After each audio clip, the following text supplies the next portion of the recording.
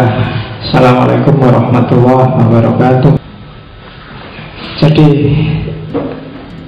orang biasa mendefinisikan common sense itu pengetahuan sederhana yang dipahami oleh masyarakat umum. Jadi ini pengetahuan sederhana dan umum, bukan pengetahuan khusus dan luar biasa yang hanya dikuasai segelintir orang. Jadi ini semua orang tahu, semua orang ngerti. Ini pengetahuan dasar dan umum, bukan pengetahuan sekolahan, meskipun kadang-kadang sekolahan juga ngajarin itu. Itu common sense. Orang asal akalnya waras itu tidak lagi stres, tidak lagi sumpah, tidak lagi marah, tidak lagi, itu pasti dia bisa menangkap common sense. Saya sebut nggak stres, nggak marah, nggak sumpah karena kemarahan, kesumpekan, kesedihan itu kadang-kadang bikin akal nggak sehat. Makanya ada dulu zaman saya kuliah, ada mata kuliah namanya Adabul Bahsi wal Munadzarah. Jadi adab, etika, diskusi dan bertukar pikiran.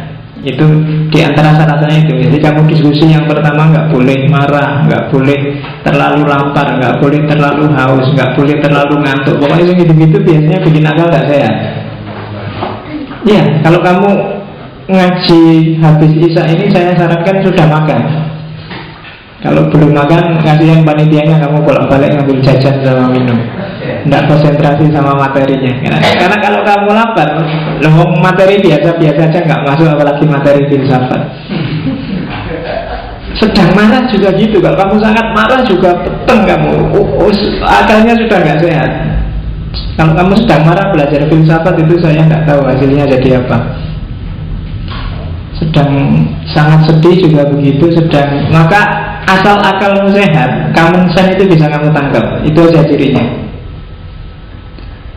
Bahkan kamu nggak mikir aja, common sense itu datang sendiri. Kamu hidup mulai kamu bayi sampai hari ini, itu sebenarnya akumulasi pengetahuan praktis sehari-hari. Maka kadang-kadang pengetahuanmu yang di kampus, di kelas, sama pengetahuanmu yang hidup sehari-hari seolah-olah ada jarak. Karena kampus dan kelas itu isinya pengetahuan-pengetahuan khusus. Sementara hidupmu sehari-hari itu ya sehari-hari. Bahwa bumi itu bulat, iya kamu tahu dari kelas, kamu tahu dari kampus, kamu tahu dari buku-buku. Tapi dalam prakteknya kan kamu, karena ada gravitasi, bumi itu rasanya tidak bulat tapi datar. Dan kamu bikin apa-apa kan juga berdasarkan common sense bahwa bumi datar. Kamu bikin tikar juga, tikernya dibikin datar, nggak dibikin melengkung. Kamu bikin kursi juga, kamu bikin datar juga kan. Itu common sense. Meskipun kamu ngerti bumi itu bulat. Bumi bulat kan ilmu di kampus, itu common sense. Ada common sense yang sifatnya universal, ada common sense yang sifatnya lokal. Maka konotasinya common sense itu kadang-kadang didefinisikan orang sebagai sense that is common to other. Jadi pemahaman, penyerapan, understanding, sense itu kan pemahaman yang umum to other, yang umum dipahami orang sekelilingmu. Tapi kadang-kadang juga dipahami sense that is common to humanity. Jadi pemahaman yang umum untuk semua orang. Jadi yang pertama ngomong sifat lokal, yang kedua ngomong sifat universal. Tapi dua-duanya sama disebut common sense. Dalam banyak hal mungkin orang Jawa sama dengan orang Amerika, ya kan? Itu common sense. Atau kalau istilahnya Ghazali, ad-tabadur ilal fahm. Apa yang paling duluan muncul dalam pemahamanmu ketika melihat sesuatu, itu common sense. Yang paling muncul duluan, ini biasanya yang muncul duluan ini nggak bisa dimanipulasi. Orang itu semakin panjang berpikir biasanya semakin manipulatif. Tapi yang duluan muncul ting pertama, itu biasanya lebih murni. Itu yang common sense. Ada apa ya contohnya ya, at-tabadur ilal fahm itu. Misalnya kamu sama pacarmu malam ini nginep di hotel tidur berdua. Common sense kamu mesti bilang alam mesti itu ngapa-ngapain itu. Itu biasanya yang paling mungkin yo, yang muncul di kepalamu pertama itu tadi. Meskipun dia mungkin di dalam itu nggak ngapa-ngapain, mungkin tahajud bersama, tahlilan, wiritan. Tapi pokoknya yang muncul pertama alah masuk kamar berdua ngapain lagi. Mesti itu, dan biasanya itu yang memang kejadian. Di bulut-bulutnya kayak apa juga enggak bisa. Misalnya siapa yang sekarang LHI sama Fustunnya itu semua dari Mumtazah. Itu kan dia kesana enggak, dia nggak nikah, dia kesana cuma kalau pas lagi butuh pijet. Karena kasusnya lagi. Lo kan di koran-koran alasannya kan lagi butuh pijet gitu kan. Tapi yo kamu kan sudah bisa menebak yang muncul di kepalamu pertama biasanya ya itu malah mau kemana bikin alasan kayak gimana pun yang muncul, ya, itu namanya at-tabadur ilal fahm. Jadi yang muncul di kepala pertama. Kamu lihat temenmu tiba-tiba dia, aduh, dia kok nggak lulus ya mata kuliah ini. Yang muncul di kepalamu dia mesti sedih. Meskipun dia kalau ketemu, oh enggak, saya nggak sedih, saya biasa aja kok sudah. Nilai E itu bagi saya biasa, wajar. Ya itu biasanya sudah diolah oleh perasaannya, tapi aslinya ya mesti sedih lah. Itu at-tabadur ilal fahm yang lebih dulu muncul dalam pemahaman. Itu biasanya lebih unik. Itu yang disebut common sense. Jadi dalam fikih, dalam kalam, dalam filsafat Islam ini jadi salah satu prinsip berpikir. Kalau dalam filsafat Barat ada namanya Occam Razor. Filosof namanya Occam punya teori razor. Razor itu gunting. Jadi katanya Occam, kalau ada dua teori, yang satu bulat tidak karu-karuan, yang satu simple dan isinya sama, maka yang lebih benar yang simple itu. Ya, itu namanya Occam Razor. Jadi ada yang menjelaskan realita itu jelimet, ujungnya ke situ. Ada yang to the point, pokoknya maunya itu loh. Nah itu biasanya yang lebih benar yang simple itu. Ada yang menjelaskan ini kan uang untuk dari sini dari sana ujungnya. Tapi ada yang simple, ala intinya uang itu ya dipakai untuk bareng-bareng korupsi bareng-bareng gitu. Ada yang simple kayak gitu dengan jelimet. Biasanya yang benar yang simple ini. At-tabadur ilal fahm. Jadi konotasi itu selalu definisi umumnya dari common sense itu segala sesuatu yang umum di sekeliling kita dan segala sesuatu yang umum secara universal, atau lebih mudahnya sesuatu yang bisa kita pahami dengan cepat, yang masuk akal dengan cepat. At-tabadur ilal fahm. Istilah lain, jadi ada istilah common sense, tapi istilah common sense itu isinya sama dengan itu. Intuisi kadang-kadang orang menyebutnya. Kenapa disebut intuisi? Karena pengetahuan ini otomatis jalan. Kamu tidak pernah belajar common sense ini, kamu otomatis dapat. Maka coraknya intuitif.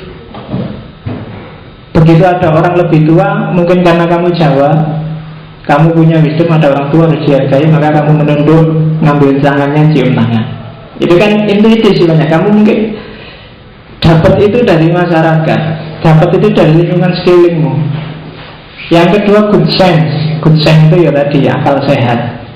Atau ada yang menyebut pre-theoretic belief, kepercayaan yang belum diteorikan. Jadi keyakinan-keyakinan sosial yang belum dirumuskan teorisinya, pokoknya itu dipraktekkan aja, dijalankan aja. Atau ada filosof yang menyebutnya sebagai ordinary language. Jadi bahasa sehari-hari. Ordinary language ini, bahasa sehari-hari ini biasanya dibedakan dengan formal language, bahasa yang formal, bahasa yang ilmiah akademik. Dan ini sifatnya penggunaannya biasanya lokal, sesuai dengan common sense-nya. Di Jogja misalnya ada istilah apa yang secara common sense definisinya mungkin beda dengan di tempat lain. Misalnya istilah pasar kembang. Kan? Kamu ketawa langsung. Karena kenapa kamu ketawa? Karena ini sudah intuitif dalam dirimu. Istilah pasar kembang itu bagi orang Jogja, pasar kembang konotasinya langsung menuju ke sana. Iya, saya ngomong pasar kembang itu kan. Tapi mungkin orang tuamu yang di kampung, bapak ibumu, dia ngertinya pasar kembang ya pasar tempat orang jualan kembang. Bukan seperti yang kamu pahami. Jadi kalau kamu tiba-tiba telepon, kamu di mana Le? Oh ini Pak, saya sedang di pasar kembang. Ya bapak masih, lagi ngopo nyekar apa mesti? Ya kan? Ya, komunikasinya sudah beda, common sense-nya sudah beda, gitu. Jadi jadi ordinary language atau foundational belief atau endoxa. Endoxa itu belief and opinion. Ini yang punya para filosof Yunani klasik sering pakai endoxa. Endoxa yang punya Aristoteles, kalau doxa yang punya Plato. Nanti lain waktu kita dalami itu. Ada aksioma. Aksioma itu kan kebenaran-kebenaran yang jadi fondasi kebenaran yang lain, dan dia jangan dipertanyakan lagi. Aksioma. Ada wisdom, kebijaksanaan lokal, cara masyarakat mengelola komunitas dan mengelola lingkungannya itu biasanya menyusun wisdom-wisdom. Kadang bisa bercorak mitologis, kadang juga bercorak logis. Tapi ini termasuk jenis common sense. Dia kamu pelajari sejak kecil. Ada folk wisdom, itu sebenarnya sama aja maksudnya. Ada folklore. Folklore itu kan kebijaksanaan lokal, opini lokal, pandangan lokal, perspektif lokal, atau public opinion, pandangan publik. Dan ini sifatnya common sense. Masyarakat punya logika sendiri untuk menangkap realitas. Dan setiap orang dididik, dibesarkan dengan menyerap logika masyarakat ini.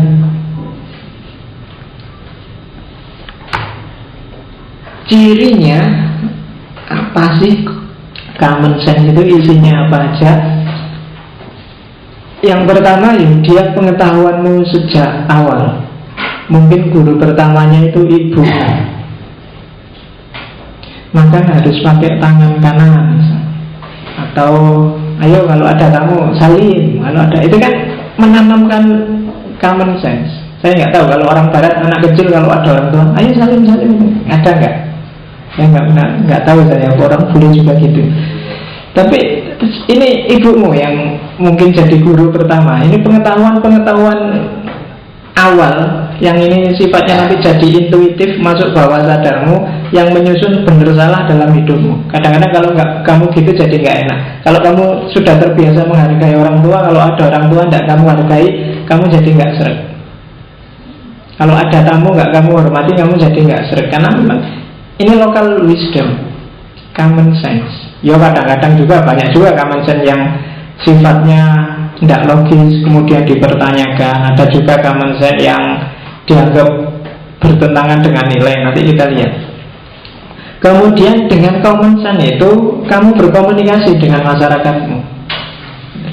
Kalau di Jawa mungkin kayak Jogja, common sense kalau bulan Suro jangan, ya, Suro itu dia ke bulan sangar, bulan nggak boleh, iya kan, kamu nggak boleh bikin. Motong saya dulu di kos-kosan, nebang pohonnya di belakang rumah itu dimarahin sama Pak Kos karena ini bulan Suro, jangan nebang-nebang. Saya nggak tahu logikanya gimana, tapi itu common sense. Kalau kamu nyoba itu jangan-jangan ada apa-apanya benar. Sama kayak di masyarakat banyak common sense yang mungkin nggak logis. Misalnya apa? Angka 13 itu angka siang. Itu kan di masyarakat kan ada itu berkembang. Makanya kalau ada hotel-hotel yang lantainya di atas 13 itu biasanya diloncati. Jadi 1, 2, 3, 4, 12, atasnya langsung 14. Yang 13-nya nggak ada. Saya lihat itu di hotel mana ya. Jadi karena mungkin dia takut kalau ada lantai 13, orang nggak mau tinggal di situ karena ada public opini. Meskipun nggak logis bahwa lantai 13 itu lantai siang, yang tinggal di situ nanti akan banyak dapat kesialan. Jadi habis 12 terus 14. Saya nggak tahu apa terus seandainya ada setan yang bikin siang, setannya bisa ketipu gara-gara harusnya 14 kok ditulis 13. Oh, nggak ada 13-nya apa gitu. Tapi itu kita berkomunikasi dengan masyarakat dengan hal-hal seperti ini, dengan logika-logika common sense ini. Itu yang sering bikin berat. Kadang-kadang kamu merasa kok gini ya masyarakat ini, kok enggak logis ya, kok enggak pas ya. Kayak orang Indonesia sekarang kan karena susah terus membayangkan wah enak zaman Pak Harto dulu ya. Kamu sudah, padahal kamu kemarin sudah mencaci maki habis-habisan, tapi sekarang ada tren ke sana lagi. Ada common sense lagi, sesusah-susahnya zaman Pak Harto, kamu merasa lebih susah sekarang jadi enak zaman Pak Harto. Sama dulu gak ada apa-apa. Sekarang kan gitu. Yus, sekarang di bak-baknya truk itu kan banyak tulisan. Iya. Sejak dulu saya tertarik dengan, kalau kamu ada yang mau nggak meneliti tulisan di bak-bak truk itu, biasanya agak unik. Kutunggu jandamu. Masih ada tulisannya nggak menang kan? Iya. Apa hubungannya kutunggu jandamu? Ayu adine. Biasanya kayak gitu loh. Kasih ibu sepanjang jalan. Kayak gitu kan banyak trik logika jalanan. Coba aja kamu sekali-sekali neliti itu, mungkin menarik. Ada gambar cewek mulus cuma pakai angin dalam, kutunggu kau, isinya gitu. Oke. Ayo. Nah, biasanya unik-unik dan lucu-lucu. Saya pernah baca yang lucu lagi itu, jadi tulisan, jadi kecil di truk itu di bawah. Jadi jika Anda menyaksikan supir truk ini selingkuh, segera hubungi 081 sekian. Lucu ya. Jadi tulisan ini.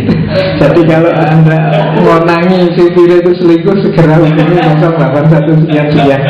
Ya, kreatif, tidak apa-apa. Oke. Isinya common sense itu agama, mitos, ideologi, filosofi, pengetahuan lokal, bahkan seni lokal. Tersusun dari semua itu bahannya itu. Bisa kamu lacak kenapa orang Jawa percaya suro, percaya wage, kliwon, legi, itu karena dia punya religi semacam itu, dia punya mitologi semacam itu, punya ideologi filosofi sendiri. Sultan Agung ngarang hari ada wage, kliwon, pahing, pon 5, sementara minggu itu 7. Dia punya logika sendiri, punya ideologi sendiri. Dan itu kan sudah dididikkan pada kita. Saya sejak kecil itu sama kalau pas weton itu disuruh puasa, itu dan makanan tidak ada. Itu lokal mesti, karena orang Arab tidak kenal Sabtu Pahing, Minggu Wage itu tidak ada. Tapi sama orang Jawa, ya poso lah biar selamat kalau waktunya hari lahir kita. Dan hari lahir itu maksudnya bukan ulang tahun, tapi weton. Dan itu kan khas, punya kebijaksanaan lokal sendiri. Ya, jadi bukan ulang tahun, malah kan kalau orang Jawa ngertinya selapan. Selapan itu 40 hari. Jadi iya. Dan itu khas. Coba kamu teliti itu. Dan yang terakhir di antara cirinya common sense itu biasanya diterima secara tidak kritis. Kenapa? Ya karena dia sifatnya intuitif, ditanamkan padamu sejak kecil. Jadi yang kamu omongkan, stylemu berpikir, gayamu ngomong, gayamu berbicara, itu sebenarnya ditanamkan oleh lingkungan sekelilingmu. Lingkungan itu macam-macam. Yang membentuk common sense sekelilingmu yang ada di pikiranmu sekarang itu bisa orang tua, bisa kampus, bisa teman organisasi, bisa lembaga, bisa macam-macam. Dulu saya merasa bahwa zaman aku kuliah S1 itu ada common sense bahwa mahasiswa filsafat itu harus gondrong. Kalau tidak gondrong belum diakui filosofinya. Jadi dianggap masih anak mama, masih jadi terus ngomong rambut tobo itu banyak sama saya S1. Kalau pulang ibuku kaget, uyuh. Kagetnya bukan karena gondrong, cacilik rambutnya gondrong. Saya tidak mikir itu pantas apa tidak pantas, filosof ya harus. Jangan itu tapi kan. Itu common sense mungkin di kalangan mahasiswa filsafat, bukan di kalangan ahli filsafat. Dan kalau diskusi mesti ngeyel, gak belum kalah. Jangan itu, jangan S1. Meskipun kalau kuliah diajarin ya enggak paham Pak filsafat itu.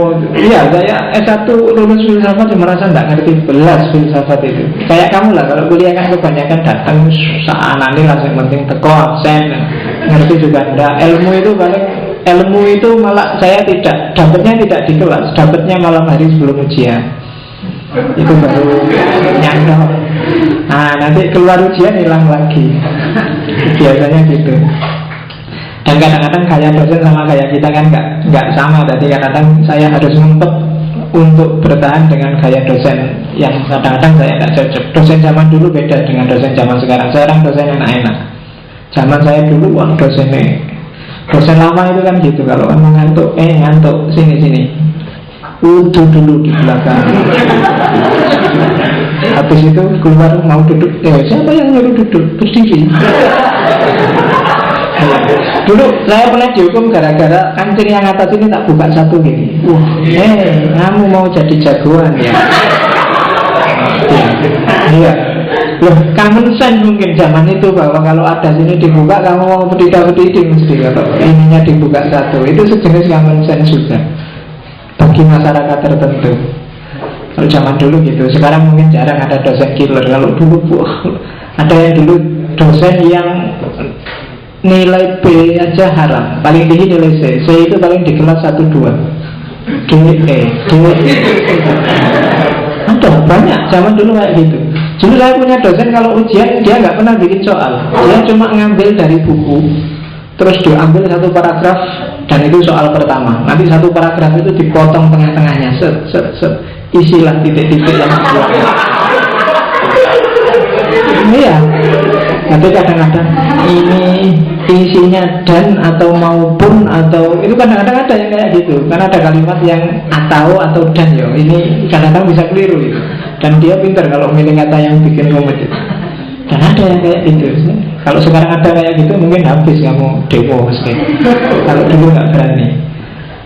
Dan common sense ini memang diterima secara tidak kritis. Ini dulu saya presentasi ini untuk ngasih contoh common sense itu dulu nggak kasih contoh goyang kepala. Kalau di India orang goyang kepala itu artinya iya, tapi kalau di Indonesia artinya kan tidak. Kalau orang India sudah aja goyang-goyang itu berarti iya. Tapi kalau di Indonesia kalau kamu geleng-geleng kepala berarti tidak. Itu common sense. Kamu kan nggak pernah secara spesifik kursus kalau untuk itu enggak, tapi itu jalan aja di sekelilingmu. Mau? Enggak mau? Enggak. Goyang. Tapi kalau di India kebalikannya, mau aja. Ya, itu contoh paling gampang dari common sense. Di Barat misalnya, gestur kalau ini top, di mana-mana top, kalau gini enggak. Tapi kalau di Indonesia, kamu kenal ini saya nggak tahu tahun berapa. Kalau di Barat ini kan artinya apa? Fak itu apa?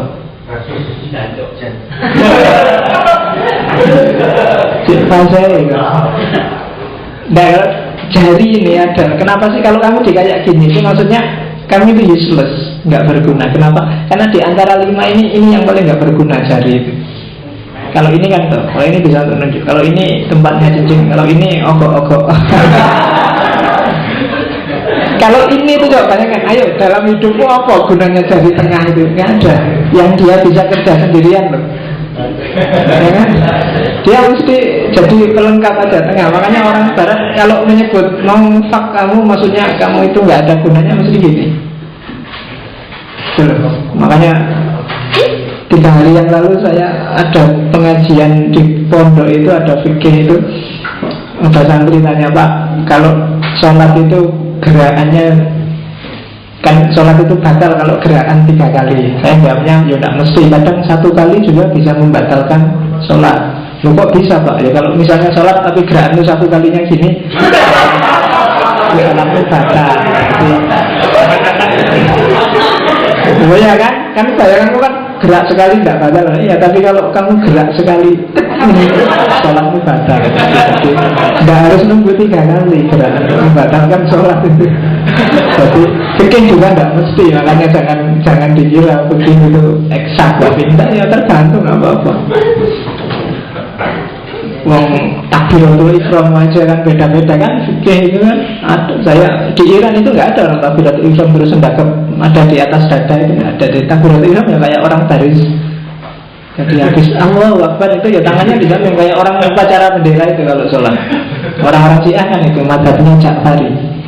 Yang Sunni aja kan macam-macam, kamu ada yang di atas perut, ada yang di atas dada, ada yang di atas dada di samping kayak orang kena tembak itu. Allah. Jadi tidak eksak. Sholat itu wajib eksak, tapi isinya macam-macam, tidak eksak. Sampai terakhir tasawuf aja kan ada yang gini, ada yang gini-gini, ada yang ya. Saya pernah sholat jujur orang Perancis, tasawufnya khas.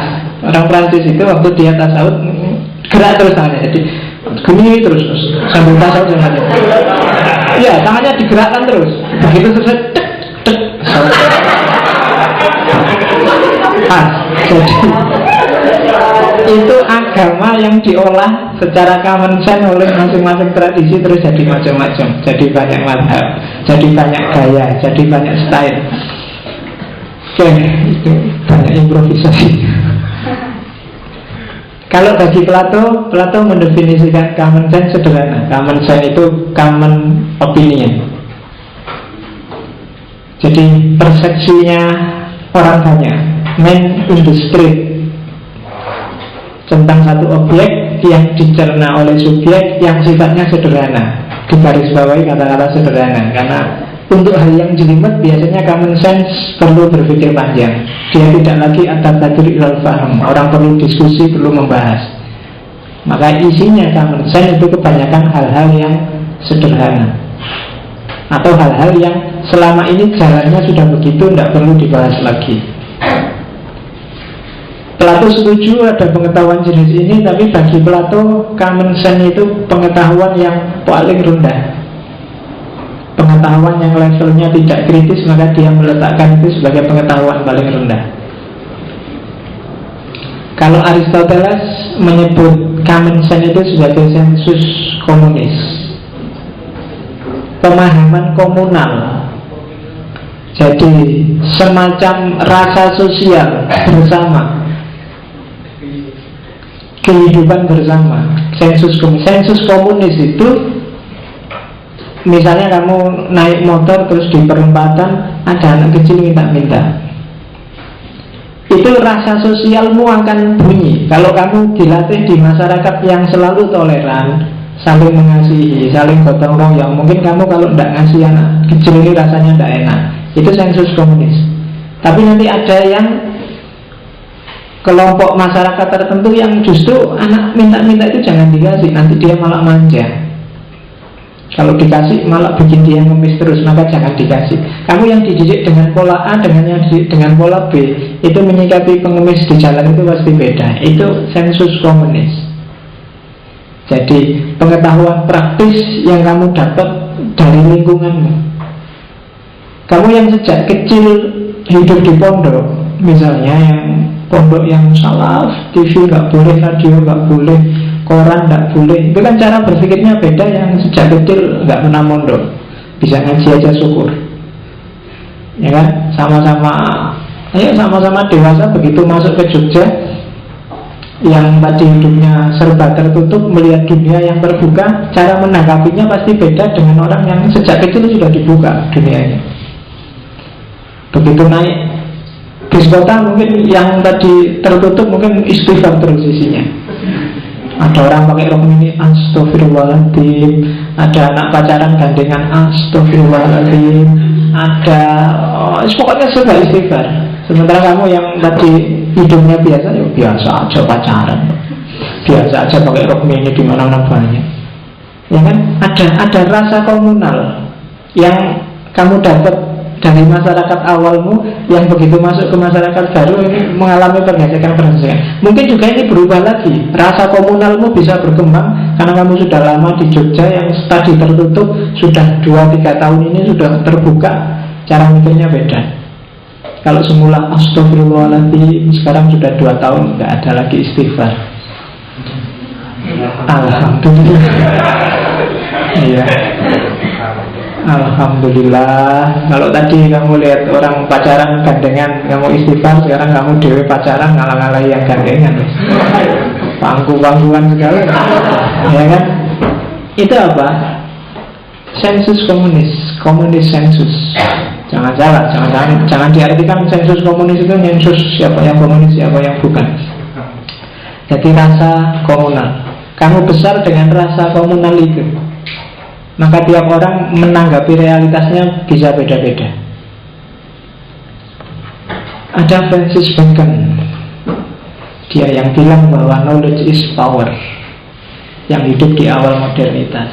Katanya Bacon, keyakinan yang disebut common sense itu didapat secara induktif. Itu aja intinya. Yang lain sama definisinya kayak lain. Maksudnya apa? Didapat dari pengalaman. Dia tidak diajarkan, dia tidak didiktekan. Kamu dapat sendiri sehari-hari dalam masyarakat.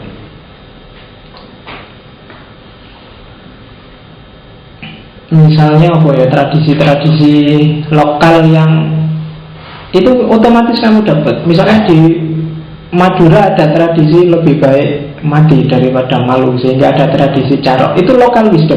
Bapaknya nggak pernah ngajarin yang kayak gitu, tapi didapat dari pengalaman. Mungkin sekarang ada pergeseran nggak gitu lagi. Itu juga dari induktif, dari realitas. Nggak ada sekolah di Madura yang mengajarkan carok, tak jamin wis 100%. Tapi kenapa tradisi itu jalan? Karena induktif, berangkat dari pengalaman-pengalaman. Tradisi-tradisi kayak di Jawa misalnya apa ya, tradisi sajen, tradisi buang tumpeng ke laut, itu kan bagi kamu, bagi orang Jawa sendiri itu didapat secara induktif, pengalaman. Kemarin buang sajen, ternyata sekarang dapat ikan lebih banyak, korban di laut sedikit, maka besok buang sajen lagi. Ada common sense. Orang Jawa kemudian menyebut common sense ini biasanya disebut ilmu titen. Jadi tidak pakai logika, tapi pakai titen, dititeni aja. Oh, kalau hawanya kayak gini, agak sumuk ini, biasanya nanti hujan.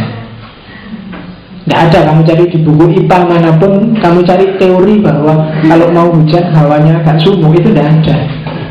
Tapi itu common sense, sudah kita sepakati bersama. Kalau mataku yang kiri keduten, itu biasanya ada yang ngomong, ada yang ngerasani mesti. Sopo ya yang ngomong ini. Kalau yang kiri yang goyang berarti ngomongnya jelek-jelek. Kalau yang kanan yang goyang berarti ngomongnya bagus-bagus. Kalau yang keduten telinganya, kalau orang Jawa ahlinya orang titen. Kalau yang punya tai lalat di pipi apa, yang punya tai lalat di mata apa, dia punya. Orang Jawa. Kalau nggak percaya kamu lihat primbon. Ilmu titen itu common sense-nya orang Jawa. Perempuan itu masih perawan kalau kayak gini, kalau kayak gini sudah nggak perawan lagi. Kalau itu orang Jawa punya. Cari istri yang cirinya gini-gini bagus, yang gini itu orang Jawa. Kalau kamu ingin ngerti, belilah primbon-primbonnya orang Jawa. Semuanya ada, iya. Jadi itu ilmu titen, itu common sense-nya orang Jawa. Kenapa sekarang itu tidak populer lagi? Karena tidak bisa dikumpulkan secara induktif. Jarang orang mempraktekkan itu lagi sekarang. Jadi common sense itu induktif, didapat dari pengalaman. Ketika orang tidak praktek itu, meskipun dalam teorinya di buku-buku ada, maka dia tidak akan jadi common sense lagi.